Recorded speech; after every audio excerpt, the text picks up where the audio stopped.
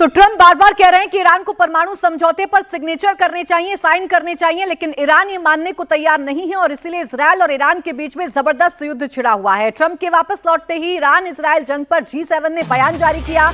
इसमें कहा गया है कि इजरायल को आत्मरक्षा का अधिकार है। इस बयान में ईरान को आतंक और अस्थिरता का केंद्र बताया गया। साथ ही G7 देशों ने कहा कि ईरान के पास परमाणु हथियार नहीं होने चाहिए। तो जिन परमाणु हथियारों को बनाने की कोशिश ईरान कर रहा है, जिसका विरोध लगातार इजरायल कर रहा है और इसी के चलते इजरायल लगातार ईरान पर अटैक कर रहा था। ईरान ने भी लगातार अटैक करने की कोशिश की, बैलिस्टिक मिसाइल से हमला करने की कोशिश की। दोनों देशों में तबाही का मंजर देखने को मिल रहा है। अब G7 देशों ने भी साझा बयान जारी करके ये कहा है कि ईरान के पास परमाणु हथियार नहीं होने चाहिए, इजरायल को अपनी आत्मरक्षा का अधिकार है। ये G7 की तरफ से साफ कर दिया गया है। और इसी G7 समिट में हिस्सा लेने के लिए अमेरिका के राष्ट्रपति डोनाल्ड ट्रंप पहुंचे थे, लेकिन ट्रंप इस बैठक को, इस समिट को बीच में छोड़कर वॉशिंगटन डीसी रवाना हो गए हैं और उन्होंने ये भी कह दिया है कि कुछ बड़ा होने वाला है। जब सीज फायर की अटकलें लगने लगी,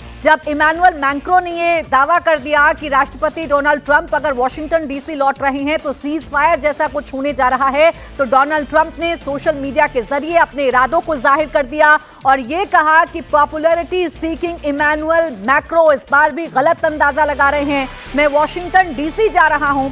और देखिए इस वक्त बड़ी खबर आपको बता रहे हैं, ईरान ने अपने हमले तेज कर दिए हैं। मिसाइल हमले में ऑयल रिफाइनरी में आग की खबर मिल रही है। ये बड़ी खबर, इसी प्लांट से फाइटर जेट में फ्यूलिंग की जाती है। ईरान ने इजरायल पर अपने हमले तेज कर दिए हैं। ये बड़ी खबर इस वक्त की आपको बता रहे हैं। हाइफा में ऑयल रिफाइनरी पर ईरान ने हमला किया है। मिसाइल हमले में ऑयल रिफाइनरी में आग की जो तस्वीरें हैं वो भी देखी जा सकती हैं जो इस वक्त आपकी टेलीविजन स्क्रीन पर हैं। सबसे बड़ी बात यह है कि ये वही जगह है जहां फाइटर जेट की रिफ्यूलिंग की जाती है। उसी जगह को ईरान ने निशाना बनाया है और उसमें धमाके की जानकारी मिल रही है। आग लग गई है उसमें, जैसा कि तस्वीरों को देखकर भी आप अंदाजा लगा सकते हैं। तो मिडिल ईस्ट में जबरदस्त टेंशन है। ईरान और इजरायल आमने सामने हैं, कोई भी देश पीछे हटने को तैयार नहीं है। और अब इसमें मोड़ इस वजह से और ज्यादा दिलचस्प आ गया है क्योंकि अमेरिका का जो रुख है वो इस तरफ इशारा कर रहा है कि ये टेंशन अभी और बढ़ने वाली है। और क्या अमेरिका अब आमने सामने की फाइट में आएगा, ये भी बड़ा सवाल है।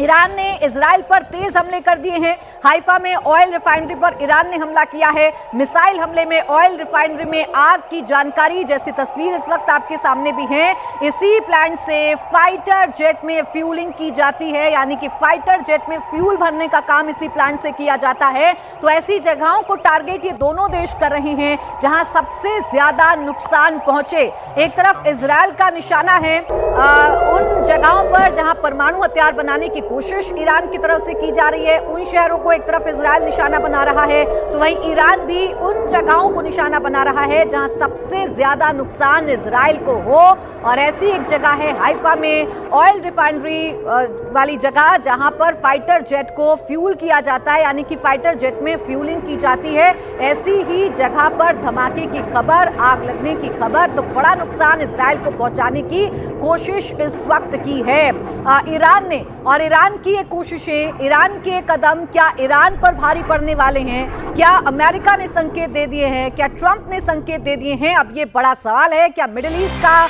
ये जो टेंशन है ये बहुत बड़ी होने वाली है? और इस बीच एक बड़ी खबर आपको बता देते हैं, एक और फ्लाइट की इमरजेंसी लैंडिंग की जानकारी मिल रही है। इंडिगो की फ्लाइट की नागपुर में इमरजेंसी लैंडिंग हुई है। कोच्चि से दिल्ली आ रहा था इंडिगो का ये प्लेन। तो ये बड़ी खबर आपको बता रहे हैं। आसमान में ऐसा क्या हो रहा है कि आसमान में उड़ान भरने वाली फ्लाइट अब धीरे धीरे करके लगातार खतरे के जद में आ रही हैं। इमरजेंसी लैंडिंग कराई जा रही है और ये इमरजेंसी लैंडिंग इंडिगो की फ्लाइट की कराई गई है। मेरे साथ मेरे सहयोगी योगेंद्र इस वक्त जुड़ गए ज्यादा जानकारी के साथ। योगेंद्र, बताइए क्या जानकारी, क्या डिटेल इस फ्लाइट से जुड़ी हुई?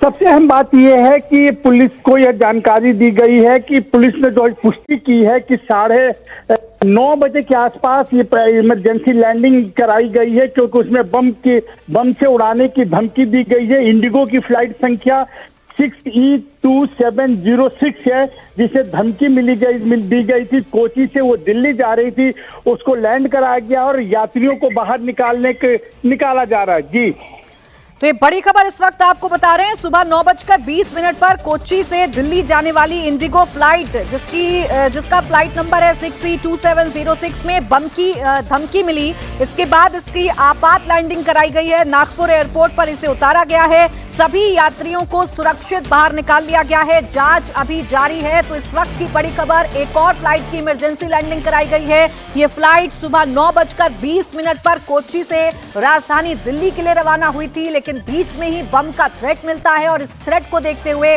नागपुर में इस फ्लाइट की लैंडिंग कराई जाती है। ये इंडिगो की फ्लाइट है। इंडिगो की फ्लाइट नंबर 6E2706 में बम की धमकी मिलती है, बम का थ्रेट आता है और इसके बाद इस फ्लाइट की इमरजेंसी लैंडिंग कराई जाती है। राहत की बात यह है कि सभी यात्री सुरक्षित हैं, सबको बाहर निकाला गया है और जांच इस वक्त जारी है।